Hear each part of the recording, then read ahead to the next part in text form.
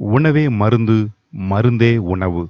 திரைப்படங்களில் கிராமத்து சீனில் கதாநாயகி பித்தளை தூக்கில் பழைய கஞ்சி எடுத்துச் சென்று கதாநாயகனுக்கு தருவாள். நீரும் சோறுமாக அதை அள்ளி அவன் உண்பான். இன்றைய நிஜ கிராமங்களில் கூட இந்த காட்சியை பார்க்க முடியாது. ஆனால் முதல் நாள் சோற்றில் நீர் ஊற்றி மறுநாள் சாப்பிடும் இந்த பழைய சாதத்தில்தான் வைட்டமின் B6, வைட்டமின் B12 ஏராளமாக இருக்கிறது என்கிறது புது ஆய்வு. உடலுக்கு, குறிப்பாக சிறுகுடலுக்கு நன்மை செய்யும் ட்ரில்லியன்ஸ் ஆஃப் பாக்டீரியாஸ், கவனியுங்கள், மில்லியன் அல்ல ட்ரில்லியன், பெருகி நம் உணவு பாதையை ஆரோக்கியமாக வைக்கின்றதாம்.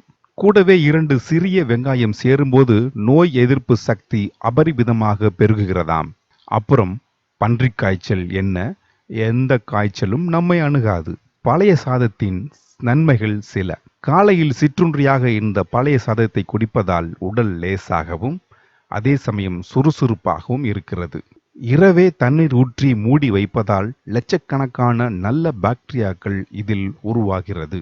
மறுநாள் இதை குடிக்கும் பொழுது உடல் சூட்டை தணிப்பதோடு குடல் புண், வயிற்று வலி போன்றவற்றையும் குணப்படுத்தும். அது மட்டுமல்லாமல் இதிலிருந்து நார்ச்சத்து, மலச்சிக்கல் இல்லாமல் உடலை சீராக இயங்கச் செய்கிறது.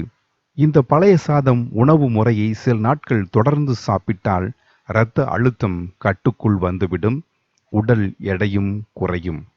மிகவும் முக்கியமான விஷயம் என்னவென்றால், உடலுக்கு அதிகமான சக்தியை தந்து நாள் முழுக்க சோர்வின்றி வேலை செய்ய உதவியாக இருக்கிறது. அலர்ஜி, அரிப்பு போன்றவை கூட சட்டென்று சரியாகிவிடும். அல்சர் உள்ளவர்களுக்கு இதை கொடுத்து வந்தால் ஆச்சரியப்படும் அளவிற்கு நல்ல பலன் கிடைக்கும். எல்லாவற்றிற்கும் மேலாக நோய் எதிர்ப்பு சக்தி அதிக அளவில் கிடைப்பதால் எந்த நோயும் அருகில் வராது. ஆரோக்கியமாக அதே சமயம் இளமையாகவும் இருக்கலாம்.